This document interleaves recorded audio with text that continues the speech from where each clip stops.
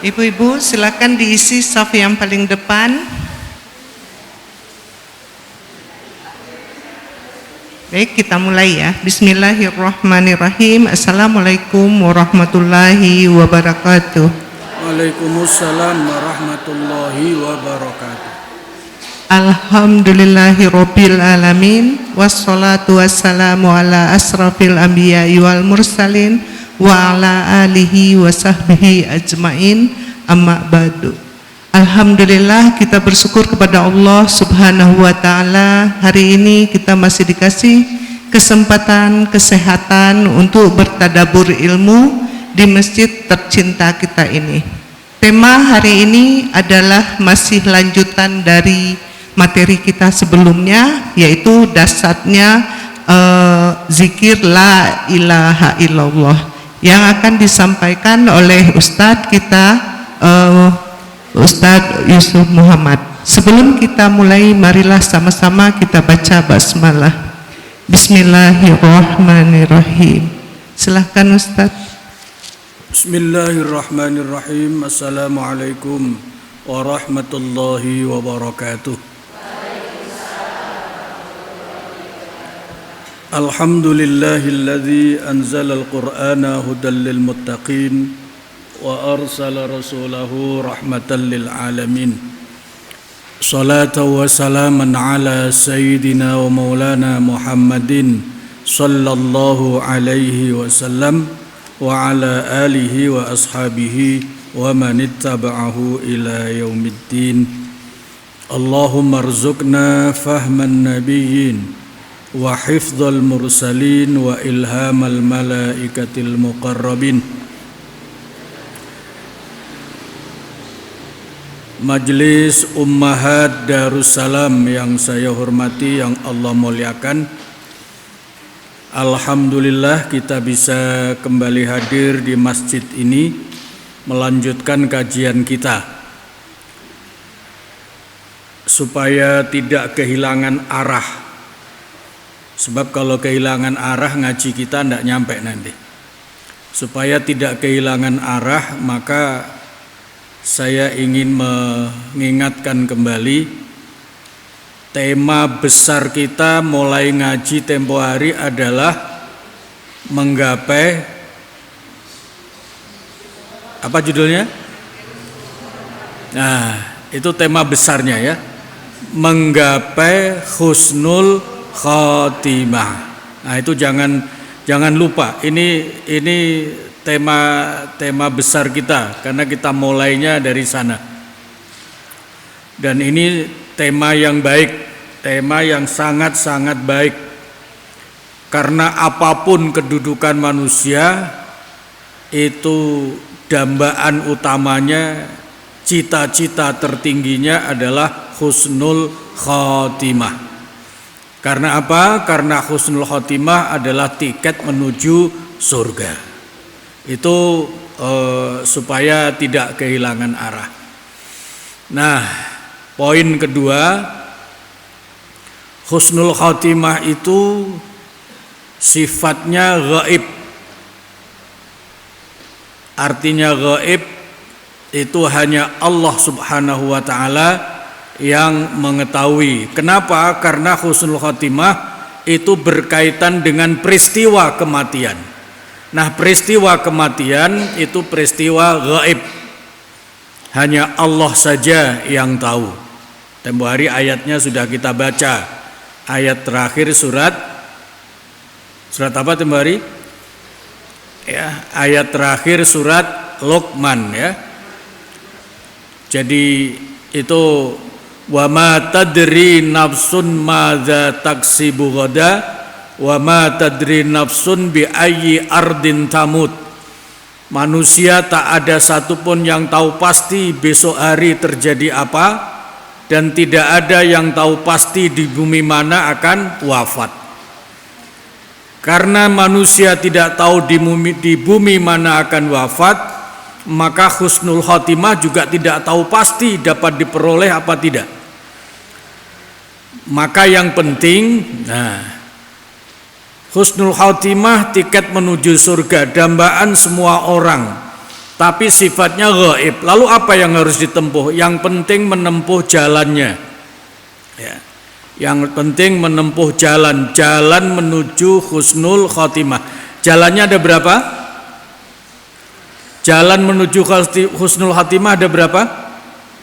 Ada 2. Ya.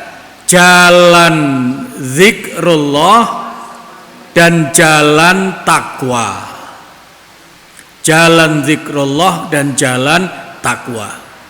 Nah, zikir yang utama la ilaha illallah. Maka barang siapa yang istiqomah zikir la ilaha illallah, maka kapanpun dia wafat akan mampu mengucapkan la ilaha illallah. Barang siapa yang akhir hayatnya mampu mengucapkan la ilaha illallah, berarti dia husnul khotimah. Itu jalan yang pertama. Jalan yang kedua adalah jalan takwa. Arti husnul khotimah itu akhir hayat yang baik.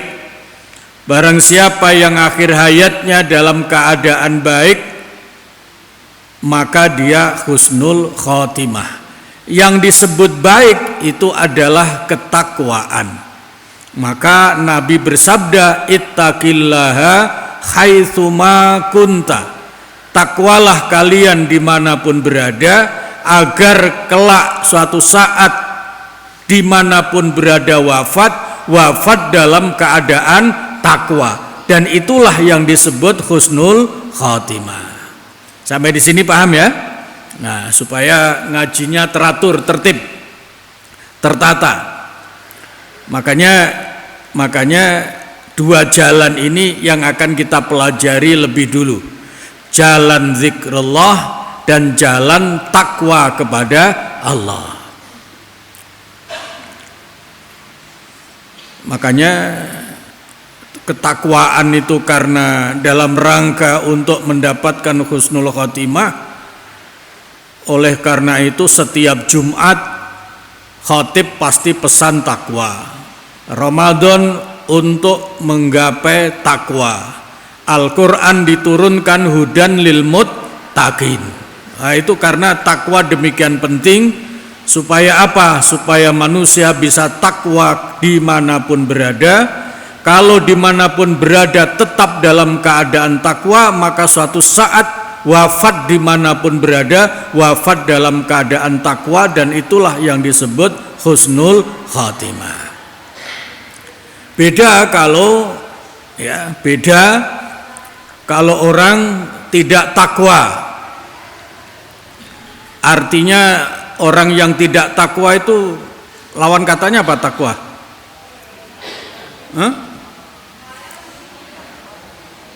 Takwa artinya orang yang menjaga diri, ya, menjaga diri dengan memenuhi perintah Allah, menjauhi larangan. Itu namanya takwa.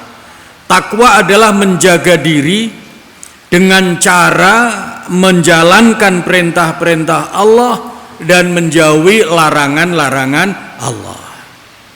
Ya, larangan-larangan Allah. Lawan kata takwa, ya, apa lawan kata takwa? Takwa itu sama dengan taat.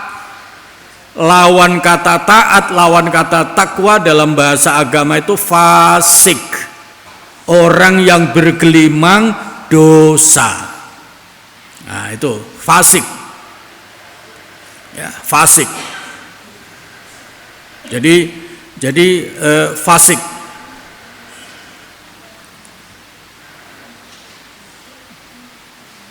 Oleh karena itu kalau orang fasik beda. Kalau orang fasik itu matinya, nah bahayanya, ini pengetahuannya saja dulu, ya, pengetahuannya saja dulu. Nanti detail materinya, ilmunya nanti kita dalami. Bahayanya fasik yang utama ada 3. Ya. Bahayanya orang fasik.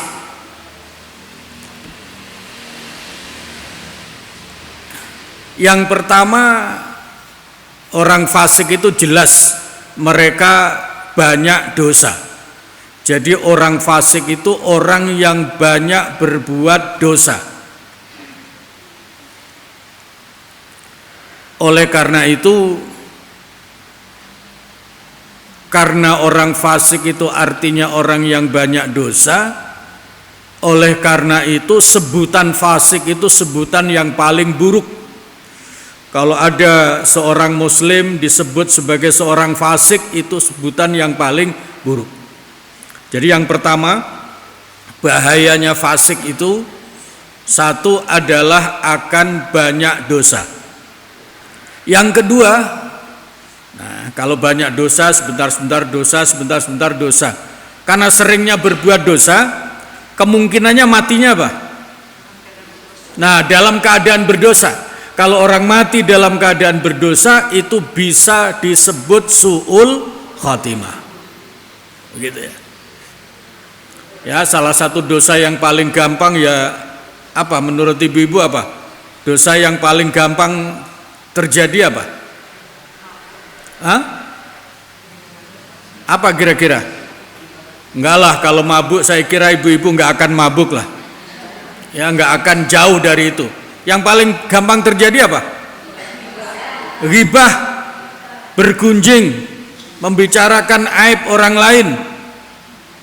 Ya, makanya ghibah itu dosa besar. Orang yang bergunjing itu hukumnya sama dengan makan daging bangkai saudaranya. Ya. Itu hukumnya dosa besar. Dan orang yang suka bergunjing itu tanda pengecut. Tahu pengecut? Ya, pengecut. Ya. Jadi dia melihat temannya berbuat buruk, tapi dia tidak berani ngomong langsung, akhirnya dibicarakan ke yang lain, sembunyi-sembunyi. Kalau ada orang yang sedang dipergunjingkan datang, kemudian langsung diam. Nah gitu ya. Nah itu pengecut itu. Ya. Padahal kalau seorang muslimah, apalagi kawan sesama pengajian, kalau ada berbuat salah, ada keburukan, kan lebih baik ditemui, diingatkan. Begitu. Mendapatkan pahala, bisa lebih akrab, bisa lebih begitu. Untuk apa manfaatnya dipergunjingkan? Toh dibicarakan buruknya menambah dosa yang membicarakan, sementara yang dibicarakan tidak berubah. Tidak ada untungnya. Oleh karena itu bergunjing itu dosa besar. Salah satu tandanya seorang pengecut, membicarakan keburukan temannya, kenalannya, orang lain, tapi tidak berani di depannya dibicarakan sama orang lain. Orang yang begitu itu wafatnya bisa su'ul khotimah. Karena kalau orang suka bergunjing, begitu ketemu sama yang lain membicarakan aibnya orang lain, itu sangat boleh jadi dalam dirinya menyimpan, oh si A perbuatan buruk ini, si B ini, menyimpan prasangka. Bayangkan ketika didatangi malaikat Israel, dijemput akan menghadap Allah, dia masih menyimpan prasangka buruk kepada orang lain. Itu bisa mengganggu husnul khotimah. Wafatnya bisa su'ul khotimah. Itu bahaya yang kedua. Nah, kalau sudah su'ul khotimah, kalau husnul khotimah adalah tiket menuju surga, kalau su'ul khotimah tiket kemana? Neraka. Karena di akhirat nggak ada lain. Ya. Saya boleh tidak usah masuk neraka, saya boleh tidak usah masuk surga, tapi jangan di neraka lah. Nggak ada pilihan begitu tuh, nggak ada. Hanya ada dua tempat. Itu. Ya. Hanya ada dua tempat. Kalau tidak golongan kanan, ya golongan kiri. Kalau dalam surat Al-Waqi'ah itu, ya. Ashabul yamin golongan surga, ashabus shimal golongan neraka. Itu hanya dua itu. Nah, oleh karena itu husnul khatimah menjadi penting, dan sebaliknya jangan sampai naudzubillah min dzalik su'ul khatimah. Karena kalau su'ul khotimah, akhir hayat yang buruk, itu jalannya pasti menjadi tiket ke neraka. Na'udzubillah min dzalik. Itu bahayanya fasik. Ya, bahayanya fasik. Kenapa orang menjadi fasik, banyak berbuat dosa? Nah, di sini ketemu. Ya, makanya kita sambung tempo hari setelah mempelajari tiket dua jalan husnul khotimah, maka kita dalami jalan satu-satu. Yang pertama kita dalami tujuan zikrullah la ilaha illallah. Jadi tujuan yang pertama zikir la ilaha illallah itu adalah ujungnya, tujuan yang paling ujung itu adalah husnul khotimah. Nah, kemarin yang sudah kita pelajari di awal, apa tujuan zikir? Yang pertama memasukkan iman ke dalam kolbu, ya. Memasukkan iman ke dalam kolbu. Yang kedua apa? Memperbarui iman, ya. Karena ini perintah Nabi, jaddidu imanakum. Ibu-ibu pakai kalau mau ke kondangan atau mau ngumpul nerima BLT, ya. BLT itu jatahnya siapa? Biasanya kalau santunan itu jatahnya siapa?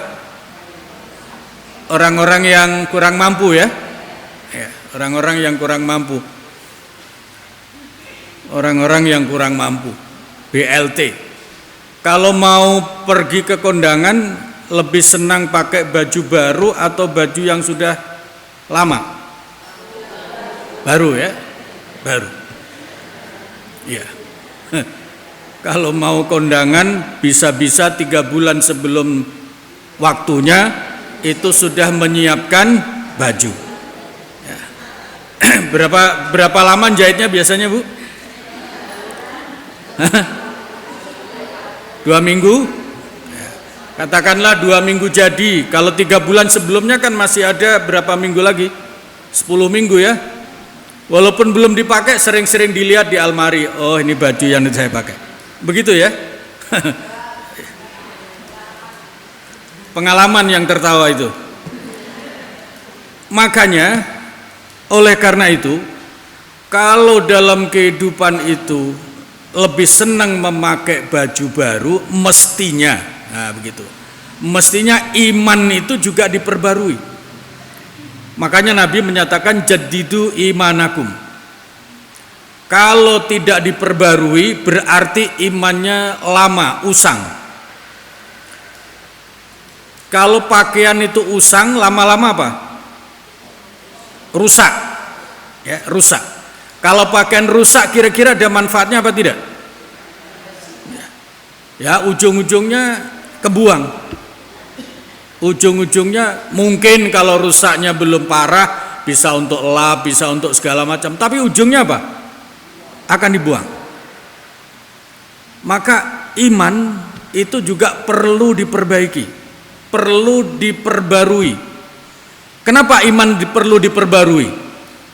Sebab iman itu mempengaruhi amal. Nah, begitu, ya. Iman itu mempengaruhi amal. Kalau bajunya baru kelihatan cakep apa tidak? Cakep. Tapi kalau bajunya sudah usang, jelek. Iman juga begitu. Kalau imannya selalu baru, maka amalnya akan selalu bagus. Itu rumusnya. Kalau imannya selalu baru, maka amalnya akan selalu baik. Tapi kalau imannya sudah usang, nah itu amalnya pasti akan buruk. Maka Nabi menyampaikan jaddidu imanakum, perbarui selalu. Nah, sekarang pertanyaan berikutnya. Ibu-ibu kalau pakai baju baru, berangkat kondangan, berangkat hajatan, semangat apa males? Semangat. Semangat mana pakai baju baru dengan baju yang sudah usang? Nah, gitu. Begitu juga iman. Iman juga begitu. Kalau imannya baru, semangat amalnya pasti tumbuh. Tapi kalau imannya lama, usang, maka akan lemah semangat ibadahnya. Oleh karena itu Nabi menyatakan jaddidu imanakum, perbarui iman kalian. Kalau ada kata baru berarti ada kata lama. Kenapa Nabi menyatakan perbarui iman kalian? Kalau begitu pertanyaannya, sejak kapan manusia itu beriman? Sejak kapan? Sejak kapan ibu-ibu beriman? Hah?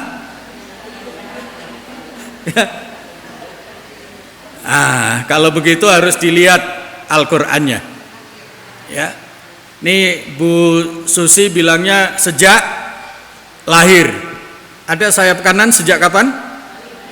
Ada yang bilang sejak nikah katanya. Iya gitu ya. Ada yang bilang ujung sana sejak balik. Alhamdulillah jawabannya tidak ada yang benar. Lihat Al-Quran surat Al-A'raf. Begitu. Surat Al-A'raf. Untuk menjawab sejak kapan, ya, sejak kapan manusia itu beriman. Ya. Jadi ini tujuan zikir yang ketiga, ya, yang ketiga. Yang pertama tujuan zikir untuk menggapai husnul khotimah, yang kedua untuk memasukkan iman ke dalam kolbu. Nah, sekarang yang ketiga untuk memperbarui iman. Atau kalau mau dibalik boleh. Karena husnul khotimah itu di belakang, maka kita mulai yang pertama, tujuan zikir adalah mengisi kolbu, memasukkan iman ke dalam kolbu. Yang kedua untuk memperbarui iman. Ya. Jadi tujuan zikir la ilaha illallah itu yang kedua, ya, adalah untuk memperbarui iman. Yang pertama tempo hari, ya, adalah memasukkan iman ke dalam kolbu. Iman tertinggi adalah la ilaha illallah. Karena kalau iman hanya di mulut tidak masuk kolbu, jadinya apa? Kalau imannya hanya di lisan tapi tidak masuk di hati, jadinya apa? Munafik. Begitu ya, munafik. Wa minan nasi may yaqulu amanna billahi wa bil yaumil akhir wa ma hum bimu'minin. Mereka mengatakan iman kepada Allah dan hari akhir, tapi hakikatnya tidak beriman. Karena apa? Imannya belum masuk di hati. Itu surat Al-Hujurat ayat 14. Imannya belum masuk di hati. Baik, jadi tujuan yang kedua memperbarui iman. Kenapa iman harus diperbarui? Karena iman itulah yang mempengaruhi amal. Kalau imannya selalu baru, maka semangat beramalnya selalu muncul. Tapi kalau imannya tidak diperbarui, maka semangat amalnya akan lemah. Karena yang mempengaruhi semangat dan lemahnya ibadah itu adalah iman. Nah, itu sebabnya karena Allah menciptakan manusia tujuannya ibadah, supaya ibadahnya semangat, maka paling pertama yang Allah karuniakan kepada manusia adalah iman. Nah, surat Al-A'rafnya ketemu ayat 172. Ini ayat yang sangat penting, ya. Ayat 172.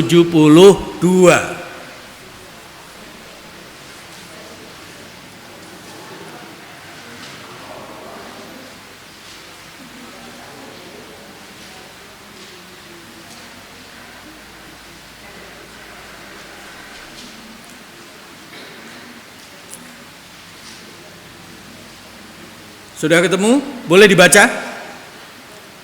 Boleh. Bismillahirrahmanirrahim. Ayat 172.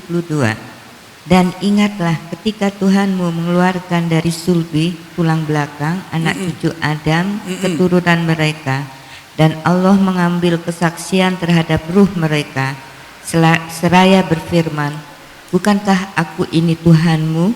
Mereka menjawab, betul, Engkau Tuhan kami, kami bersaksi. Kami bersaksi.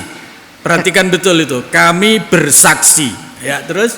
Kami lakukan yang demikian itu agar di hari kiamat kamu tidak mengatakan, sesungguhnya ketika itu kami lengah terhadap ini. Stop. Itu ada dua kata kami, ya. Ada dua kata kami. Kami yang pertama itu adalah manusia ketika masih di alam ruh. Kami yang kedua itu adalah Allah maksudnya. Paham ya? Itu jadi ini ayat ini tidak lengkap kalau tidak dirangkaikan dengan surat Al-Insan ayat 1. Begini penjelasannya begini. Manusia sebelum lahir sebelum manusia lahir itu lebih dulu berada di dua alam. Nah, ini mungkin rada asing bagi kita. Biasanya kalau bayi belum lahir itu adanya di mana? Ada di kandungan ibunya. Nah, ketika di kandungan itu pada umumnya mengatakan ya hanya alam di kandungan saja. Tapi bayi yang ketika di kandungan itu sudah mengalami dua alam. Satu alam ruh, ya, alam ruh. Yang kedua alam rahim, kandungan. Itu dua alam. Kalau alam rahim berapa bulan? Ada yang 9, ada yang 8, ada yang 7. Ada yang tidak betah malah keluar sebelum waktunya. Itu semua qada qadar Allah.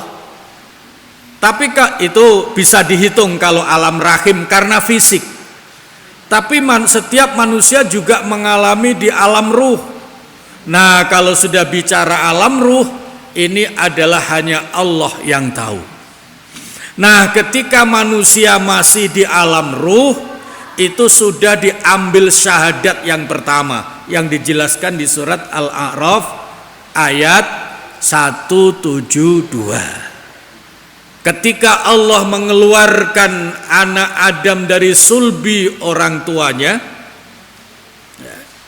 maka itu namanya sudah mulai terjadi embrional manusia tapi di alam ruh. Tapi di alam ruh.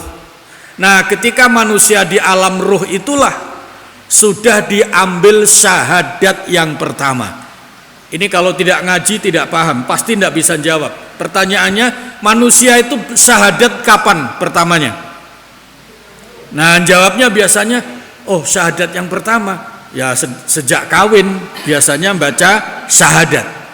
Tapi kalau yang sudah ngaji enggak, manusia itu syahadat pertama kali saat di alam ruh. Itu penjelasannya.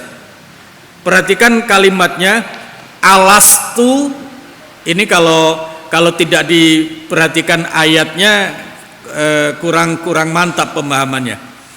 Alastu bi rabbikum qalu bala syahidna. Ada kata syahidna. Ada kata syahidna itu sama dengan syahadat. Nah, begitu ya. Betul. Ya, qalu bala syahidnya. Allah bertanya kepada ruh, wahai ruh, calon manusia, bukankah aku ini Rabbmu? Maka ruh-ruh termasuk kita semua dulu itu sudah mengatakan bala syahidna. Betul wahai Allah, kami bersaksi engkau adalah Tuhanku. Inilah syahadat yang pertamanya setiap manusia ketika masih di alam ruh. Nah, kemudian kami yang kedua itu Allah. Kata Allah, saya ambil kesaksian manusia ketika masih di alam ruh, supaya nanti kelak kembali kepadaku saat sudah selesai tugas duniawinya, kembali kepadaku ketika saya minta pertanggungjawaban hidup, tidak mengatakan kami lupa wahai Allah. Tidak ada alasan lupa ya. Kalau di dunia masih bisa, kenapa enggak taklim? Iya lupa, saya pikir hari ini hari Minggu. Saya lupa kalau hari ini Jumat ada kegiatan taklim, bisa. Tapi kalau di hadapan Allah, kenapa kamu tidak sholat? Saya lupa, tidak bisa. Nah, itu tidak akan bisa mendapatkan, tidak akan diterima oleh Allah Subhanahu wa Ta'ala. Itulah jadi jawaban atas pertanyaan tadi. Kalau begitu, sejak kapan manusia beriman adalah sejak di alam ruh. Nah, begitu. Ya, sejak di alam ruh. Dan ternyata iman yang pertama itu adalah syahadat itu, syahidna. Oleh karena itu kalau ada orang mau masuk Islam tadinya belum Islam, pasti syahadat dulu. Asyhadu an, isinya syahadat apa? Apa isinya syahadat? Hah? Apa isinya syahadat? Syahadat itu isinya tauhid la ilaha illallah. Perhatikan kalimatnya, asyhadu an, apa lanjutannya? La ilaha illallah. Jadi jadi isi syahadat itu adalah tauhid. Maka kalau orang sudah bersyahadat, karena syahadat itu isinya tauhid tertinggi la ilaha illallah, inilah yang harus masuk ke dalam kolbu. Supaya apa? Supaya betul-betul beriman, tidak menjadi orang munafik. Maka itu tujuan yang pertama, yang baru sudah kita bahas. Nah, tujuan yang kedua, memperbarui iman. Nah, memperbarui iman. Karena apa? Iman itu karunia Allah yang paling tua. Paling pertama, paling tua, paling penting. Ya, paling pertama, paling tua, paling penting.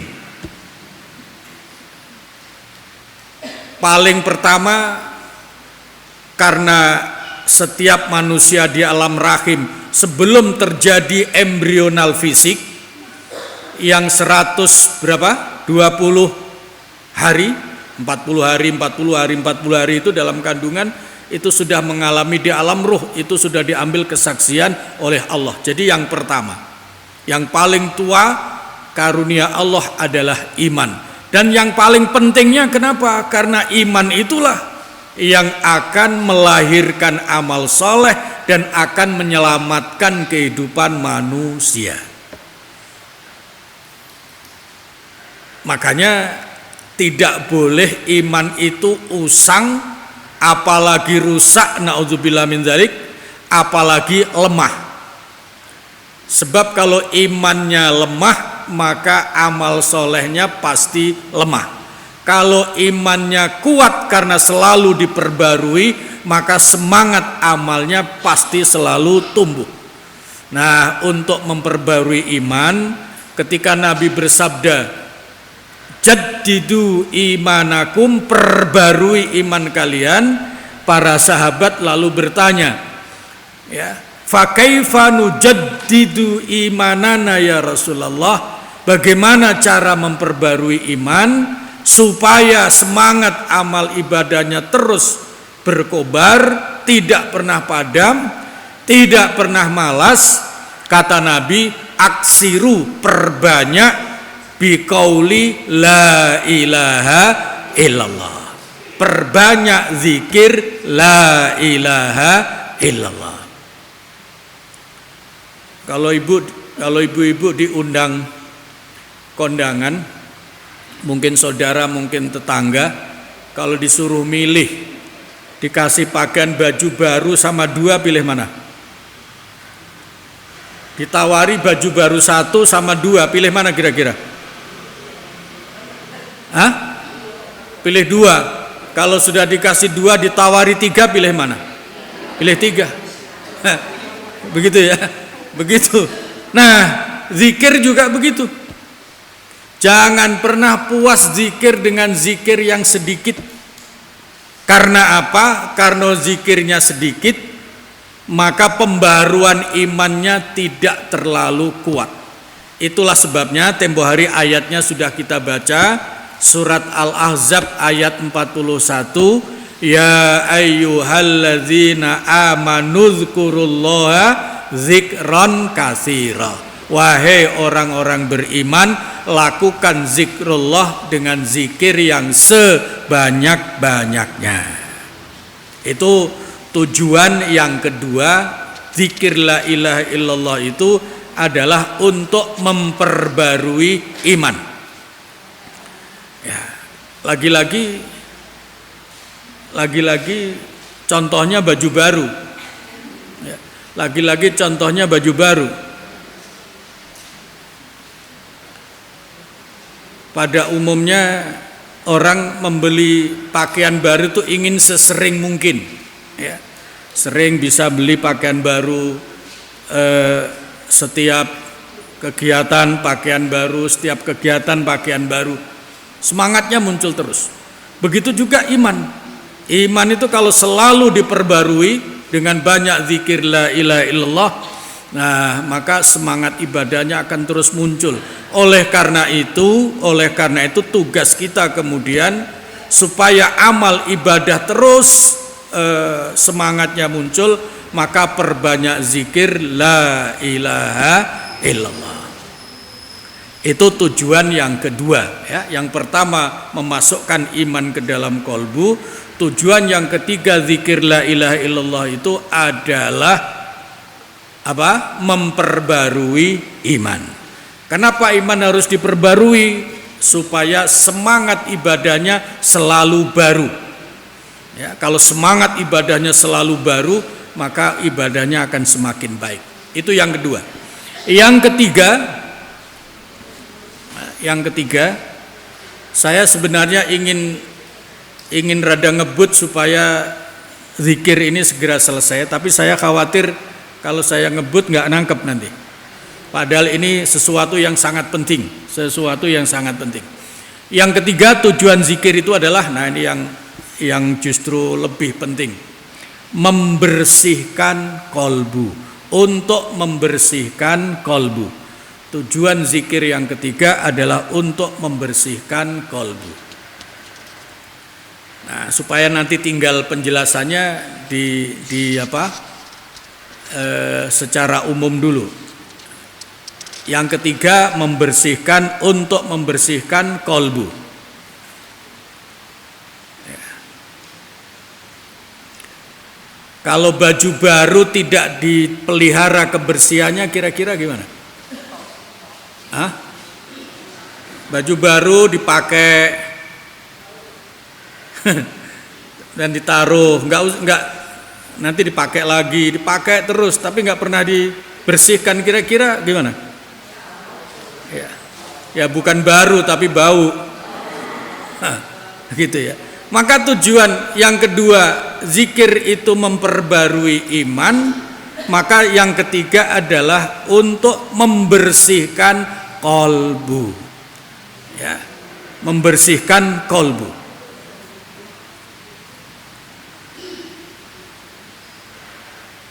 Ini ada hadis Nabi, likulli syai'in siqalah wasikalatul qulub zikrullah. Segala sesuatu itu bisa kotor. Nah, kalau yang kotornya baju bisa dicuci dengan air. Tapi kalau yang kotor itu kolbu, hati, maka cara mensucikannya hanya dengan satu, yaitu zikir la ilaha illallah. Tempo hari ini sekilas sudah ya. Kalimat la ilaha illallah disebut apa? Disebut kalimat apa? Kalimat la ilaha illallah itu disebut kalimat apa? Di samping kalimat tauhid disebut apa? Disebut apa? Supaya ilmunya tambah. Buka surat Ibrahim. Ini kaitannya dengan yang ketiga, membersihkan kolbu.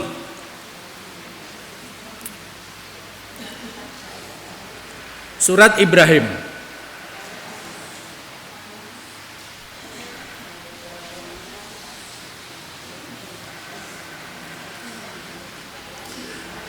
ayat 24 sama 25.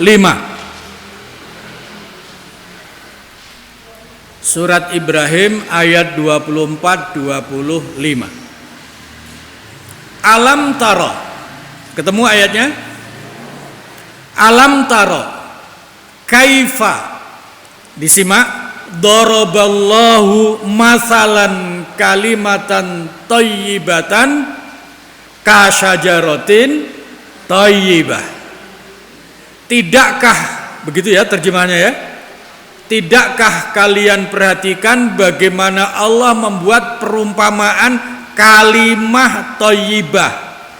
Ya, yang dimaksud kalimat thayyibah, kalimah yang baik di situ adalah la ilaha illallah. Catatan saja nanti sambil jalan, karena kalau dijelaskan satu-satu nanti sampai tahun depan tidak rampung. Kalimat la ilaha illallah itu memiliki 28 nama.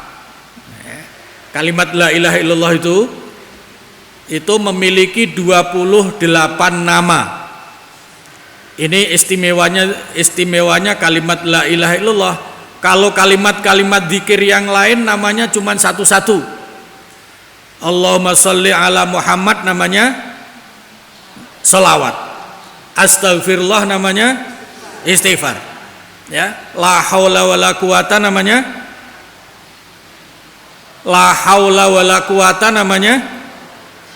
hauqalah. Ya.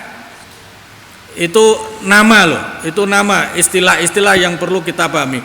La haula wala quwata illa billah itu namanya hauqalah. Subhanallah namanya tasbih. Ya. Jadi itu masing-masing punya nama.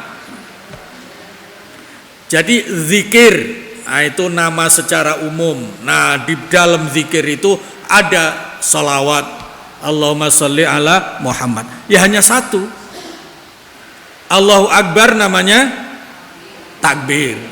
Alhamdulillah namanya hamdalah. Bismillahirrahmanirrahim namanya basmalah. A'udzubillahi minasyaitonirrajim namanya ta'ud. La haula wala quwata namanya hauqalah. Insyaallah namanya yang sering ibu jadikan basa-basi kalau mau diundang nggak datang insyaallah ya gitu. Insyaallah namanya insya'ah. Ya, insya'ah. Itu namanya itu istilah nama. Ya, insya'ah. Apa lagi? Assalamualaikum namanya salam. Jadi itu semua kalimat-kalimat zikir itu masing-masing punya nama, tapi kebanyakan namanya hanya satu, kecuali la ilaha illallah. Itu namanya ada 28. Yang sudah ibu kenal tadi kalimat tauhid. Nah, sekarang yang kedua disebut kalimah thayyibah. Artinya kalimat bersih, kalimat pembersih. Supaya paham, kalau baju itu kotor, supaya bersih, nyucinya harus pakai air apa? Air bersih. Mungkin tidak menyuci baju supaya bersih tapi airnya kotor, tidak mungkin. Maka kalau hati itu kotor, maka membersihkannya harus dengan yang maha bersih. Ya, yang maha bersih adalah Allah. Itulah kalimat la ilaha illallah. Paham ya sampai sini? Nah, makanya tujuan zikir yang ketiga itu adalah membersihkan kolbu. Supaya hatinya bersih, maka diisi banyak-banyak dengan kalimat zikir la ilaha illallah.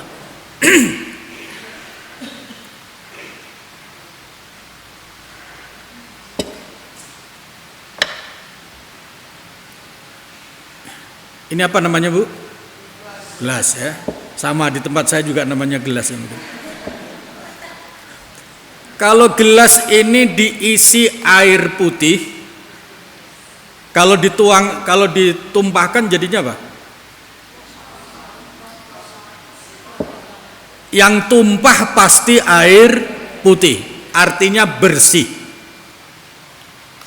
Kalau gelas itu isinya kopi, kalau dituangkan begitu kira-kira yang keluar apa? Kopi hitam. Paham ya sampai sini? Maka manusia perilakunya tergantung hatinya. Kalau hatinya bersih karena selalu diisi la ilaha illallah, begitu. Supaya lebih paham, supaya nyambung. Niat ibadah keluarnya dari mana? Niat tempatnya di mana? Di hati. Kalau keluar lafadznya dari mulut, tapi tempatnya niat itu di hati. Tempatnya niat di hati. Kalau hatinya isinya Allah yang Maha Suci, maka keluar niatnya apa? Lillahi ta'ala. Berarti ikhlas. Paham ya? Tapi kalau hatinya beraneka ragam, itu sama dengan gelas, isinya ya, isinya es campur. Mungkin enggak isinya es campur tiba-tiba kalau dituangkan begitu berubah menjadi air putih? Enggak mungkin. Itu adalah ilustrasi niat ibadah itu adanya di hati. Maka kalau hatinya bersih, maka yang keluar niatnya pasti bersih. Yang maha bersih adalah Allah subhanahu wa ta'ala. Maka hatinya harus diisi Allah dengan memperbanyak la ilaha illallah, supaya kalau beribadah niatnya selalu keluar lillahi ta'ala. Dan itulah ibadah yang ikhlas, yang diterima oleh Allah subhanahu wa ta'ala. Oleh karena itu, kalimat la ilaha illallah itu juga disebut kalimatul ikhlas. Itu salah satu nama, kalimat ikhlas. Ini kalau nggak ngaji nggak akan tahu. Kalau tidak percaya ibu buktikan. Nanti ke tempat pengajian tiba-tiba ibu menyatakan, ibu-ibu sekalian mari kita berzikir dengan kalimat ikhlas. Kira-kira jamaahnya paham apa enggak? Enggak. Dikiranya zikir dengan kalimat ikhlas itu ya ikhlas. Enggak. Padahal yang disebut kalimat ikhlas itu adalah kalimat la ilaha illallah. Kenapa kalimat la ilaha illallah itu disebut kalimat ikhlas? Karena ikhlas itu adalah ibadah hanya semata-mata karena Allah. Hanya karena Allah. Hanya karena Allah itu terjemahan dari la ilaha illallah. Tidak ada Tuhan kecuali Allah, maka tidak ada yang boleh diibadahi kecuali Allah. Itulah yang disebut ikhlas. Salah satu nama. Nah, maka tujuan zikir yang berikutnya itu di samping ya tadi membersihkan kolbu, supaya kolbunya bersih. Kenapa membersihkan kolbu harus dengan la ilaha illallah? Karena kalimat la ilaha illallah itu disebut kalimah thayyibah. Ya, tadi ayat berapa? 24 ya, 24 surat Ibrahim, kalimat la ilaha illallah itu disebut kalimat thayyibah, artinya kalimat yang bisa membersihkan. Maka yang bisa membersihkan hati manusia itu adalah zikir la ilaha illallah. Nah, kalau sudah hatinya bersih, maka niatnya juga bersih. Niat yang bersih dalam ibadah namanya ikhlas. tidak bercampur yang lain-lain. Membersihkan kolbu. Maka sebaliknya, nah ini sebaliknya, kalau hatinya tidak bersih, kira-kira jadinya apa? Kalau ini supaya gampang,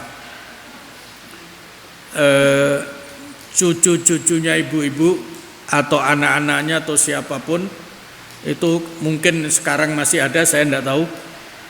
Kan ada pelajaran bahasa Indonesia peribahasa itu, bersih pangkal sehat, ya, hemat pangkal. Jawabannya lebih kenceng yang kedua. Ya. Bersih pangkal sehat. Maka kalau hati itu bersih, maka hatinya akan sehat. Lawan kata sehat apa? Sakit. Kalau hatinya tidak bersih, maka hatinya menjadi hati yang berpenyakit. Pertanyaannya, hati yang berpenyakit itu hatinya siapa? Ayo. Hati yang berpenyakit itu hatinya siapa? Hatinya orang munafik. Coba kembali surat Al-Baqarah. Ya. Itu ayatnya sering ibu baca loh ya. Makanya saya usulkan kepada Bu Susi, gimana kalau memulai pengajiannya nanti kalau ngaji lagi seterusnya sebaiknya diawali dengan baca beberapa ayat Al-Quran begitu.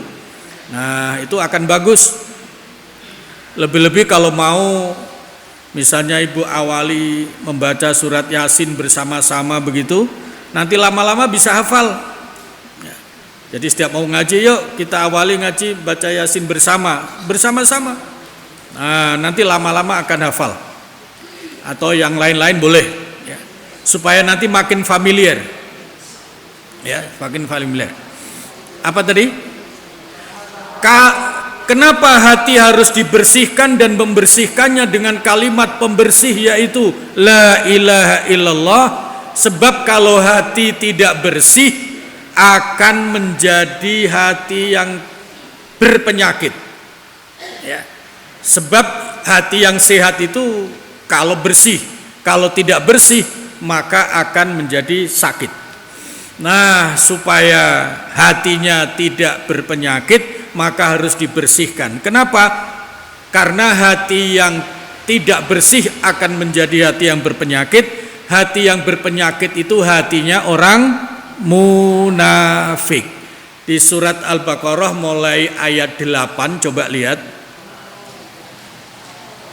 Wa minan nasi may yaqulu amanna billahi wa bil yaumil akhiri wa ma hum bimu'minin yukhadi'una allaha walladzina amanu wa ma yakhda'una illa anfusahum wa ma yash'urun. Ayat 10, fi qulubihim maradun. Ya. Coba dibaca terjemahnya supaya melekat sebagai ilmu kita. Ayat 10 saja.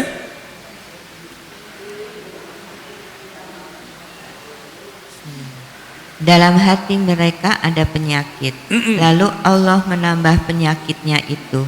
Dan mereka mendapat azab yang pedih karena mereka berdusta. Iya, ya. Ini bahayanya. Bahayanya kalau hati tidak dibersihkan maka akan menjadi penyakit. Kalau sudah menjadi penyakit, kalau sudah sakit, maka seharusnya apa? Diobati. Ya. Kalau sudah sakit maka harus diobati. Kalau tidak diobati akan makin parah. Di situ maka fazadahumullahu marada. Di dalam hati orang munafik itu ada penyakit, hatinya berpenyakit. Tapi karena penyakitnya tidak segera diobati, maka bertambah. maka orang munafik itu makin hari makin parah, ya, parah perbuatan dosanya. Karena makin parah perbuatan dosanya, sebab hatinya tidak bisa mendorong lahirnya amal soleh, maka ujungnya walahum azabun alim. Mereka ujungnya kelak akan mendapatkan azab dari Allah Subhanahu wa ta'ala. Nah, supaya hati itu bersih, tidak menjadi hatinya orang bermunafikan, maka harus dibersihkan dengan kalimat thayyibah la ilaha illallah. Itu luar biasa. Luar biasa. Makanya jangan malas-malas berzikir. Zikir la ilaha illallah. Tujuan yang pertama untuk mengisi, memasukkan iman ke dalam kolbu. Tujuan yang kedua memperbarui iman. Tujuan yang ketiga dari zikir la ilaha illallah, di samping ujungnya nanti untuk husnul khatimah, adalah untuk membersihkan kolbu. Tujuan, nah sekarang kenapa hati harus bersih? Supaya niatnya ikhlas. Karena apa? Karena niat itu munculnya, letaknya di hati, ya. Itu lanjutannya seperti itu. Wa minan nasi, itu ayat 8 sampai ayat 10, nanti sampai ayat 20 itu menjelaskan perilakunya orang-orang munafik, ya, orang munafik.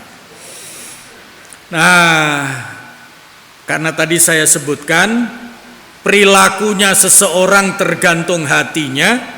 Kalau hatinya kotor dan munafik, maka perilakunya buruk. Perilaku buruk itu artinya perilaku dosa. Maka ujungnya orang munafik itu menjadi orang fasik, ya gitu ya, menjadi orang fasik. Innal munafiqina humul fasikun. Orang-orang munafik itu adalah ujungnya akan menjadi orang fasik, ya. Terakhir coba dilihat surat At-Taubah untuk memastikan bahwa orang munafik itu jadinya menjadi orang fasik. Orang fasik tadi bahayanya apa? Bahayanya orang fasik banyak dosa, matinya su'ul khotimah, akhiratnya disiksa, mendapatkan siksa neraka. Nah, supaya tidak menjadi fasik, maka jangan munafik. Karena orang bisa fasik itu karena munafik. Innal munafikina humul fasikun. Apa tadi saya sebut apa tadi? Surat At-Taubah ayat coba 67 atau 68. 67 ya, ayat 67. Kalau enggak 67, 68. 67 ya. Coba lihat ujungnya saja. Innal munafikina humul fasikun. Apa terjemahannya di situ? Sesungguhnya orang-orang munafik itu apa ujungnya? Sesungguhnya orang yang fasik, orang munafik itu adalah orang yang fasik. Kenapa orang munafik, orang fasik banyak dosa? Karena itu baik buruknya manusia, soleh tidak solehnya manusia, tergantung bersih tidaknya hatinya manusia. Maka supaya tidak jadi munafik yang ujungnya fasik, maka hatinya harus selalu bersih. Untuk membersihkan kolbu, perbanyak zikir la ilaha illallah. Itu tujuan yang ketiga. Nah, nanti kita lanjutkan kalau ada kesempatan ngaji lagi. Ya, yang keempat dan yang kelima itu nanti tujuan zikir mengikis kemunafikan dan kefasikan. Lanjutan dari ini, ya. Karena kalau sekarang dilanjutkan kan nggak mungkin. Ada yang sudah berkali-kali lihat jam tadi itu, ya, sudah jam 5. Ya. Baik, itu ngaji kita sore hari ini mudah-mudahan bermanfaat, bahwa husnul khatimah merupakan tiket menuju surga. Ada dua jalan yang bisa ditempuh, jalan zikrullah dan jalan takwa kepada Allah. Zikir yang utama adalah la ilaha illallah, maka ada 17 tujuan zikir la ilaha illallah, ya. Yang pertama memasukkan iman ke dalam kolbu, yang kedua memperbarui iman, dan yang ketiga adalah membersihkan kolbu. Nanti yang keempat dan yang kelima mengikis, membersihkan, mengikis kefasikan dan kemunafikan. Ada pertanyaan? Ada? Baik, kalau tidak ada kita akhiri. Ibu-ibu ada yang mau Ada bertanya? yang mau bertanya? Ya, silakan Bu.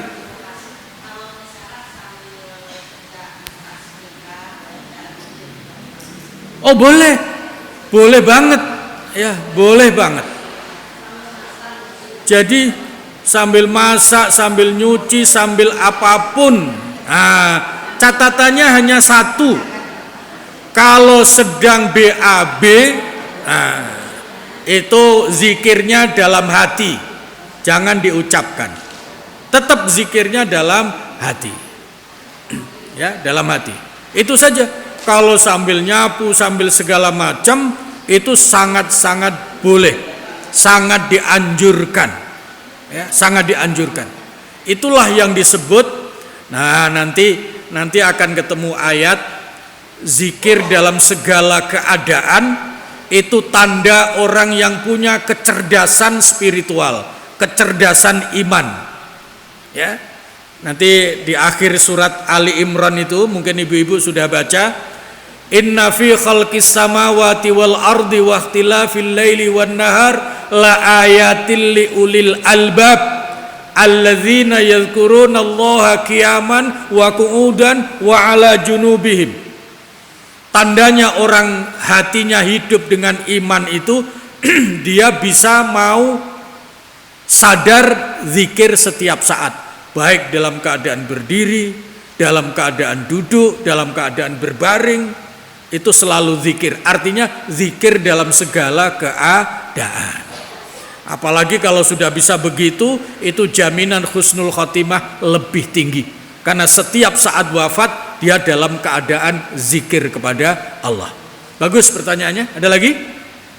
Jadi boleh Bu ya. Jadi sambil nyetrika, daripada nyanyi suaranya juga gitu ya, mendingan zikir gitu ya. Kalau nyanyi ya, ibu nyanyi suaranya bagus, ada yang bayar enggak? Enggak ada. Apalagi kalau suaranya tidak bagus. Tapi kalau zikir, suara bagus, suara tidak bagus, bahkan tidak bersuara pun tapi dalam hati, tetap Allah Maha tahu. Dan itu akan mendapatkan pahala dari Allah Subhanahu wa ta'ala. Nah, itu pentingnya. Nanti ketemu di surat Ali Imran ayat 191. Alladzina yadhkurunallaha qiyaman wa qu'udan wa ala junubihim wa yatafakkaruna fi khalqis samawati wal ard rabbana ma khalaqta hadza batila subhanaka faqina adzabannar. Baik, bismillahirrahmanirrahim. Alhamdulillahirabbil alamin. Allahumma anfa'na bima 'allamtana wa 'allimna ma yanfa'una wa zidna 'ilma. Alhamdulillahi ala kulli hal wa na'udzu billahi min hali ahli nar. Rabbana atina fid dunya hasanah wa fil akhirati hasanah wa qina adzaban nar. Walhamdulillahi rabbil alamin. Wassalamualaikum warahmatullahi wabarakatuh.